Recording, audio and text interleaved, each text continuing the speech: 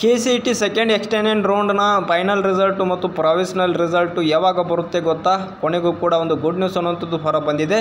ಇವಾಗಲೇ ಆಪ್ಷನಲ್ ಎಂಟ್ರಿಯನ್ನು ಮಾಡುತ್ತಿದ್ದೀರಾ? ಇವಾಗಲೇ second extended ರೌಂಡ್ನಲ್ಲಿ participate ಮಾಡಿರುವಂತಹ ಎಲ್ಲ ವಿದ್ಯಾರ್ಥಿಗಳು ಈ ಒಂದು ಆಪ್ಷನಲ್ ಎಂಟ್ರಿ ಅನ್ನುವಂಥದ್ದು ನಿಮಗೆ ಅಕ್ಟೋಬರ್ 3 ಅಥವಾ 4ನೇ ತಾರೀಕುವರೆಗೂ ನಿಮಗೆ ಟೈಮಿಂಗ್ ಅನ್ನುವಂಥದ್ದು ಇರುತ್ತೆ. ಅಷ್ಟರಲ್ಲಿ ನೀವು ಆಪ್ಷನಲ್ ಎಂಟ್ರಿಯನ್ನು ಮಾಡಬಹುದಾಗಿದೆ. ನಂತರದಲ್ಲಿ ನೀವು ಕಾಯ್ತಿರುವಂತಹ ರಿಸಲ್ಟ್ ಅನ್ನುವಂಥದ್ದು ಬಿಡ್ತಾರೆ. ಹಾಗಾದರೆ ಯಾವಾಗ ಬಿಡ್ತಾ ಇದ್ದಾರೆ ಗೊತ್ತಾ?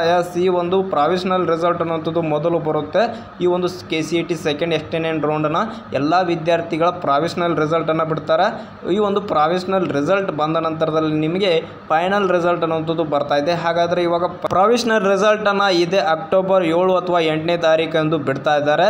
ನಂತರದಲ್ಲಿ ನಿಮಗೆ 9 ಅಥವಾ 10ನೇ ತಾರೀಕು ಈ ಒಂದು ಫೈನಲ್ ರಿಸಲ್ಟ್ ಅನ್ನುವಂಥದ್ದು ಬರುತ್ತೆ. ಆವಾಗ ನಿಮ್ಮ ಒಂದು ಫೈನಲ್ ರಿಸಲ್ಟಲ್ಲಿ ಏನಿರುತ್ತೋ ಅದೇ ರೀತಿಯಾಗಿ ನೀವು ಅಡ್ಮಿಷನನ್ನು ಮಾಡ್ಬೋದಾಗಿದೆ ಎಂದು ಸದ್ಯಕ್ಕೆ ಇವಾಗ KA ದವರಿಂದ ಒಂದು ಅಪ್ಡೇಟ್ ಅನ್ನುವಂಥದ್ದು ಹೊರ ಬಂದಿದೆ.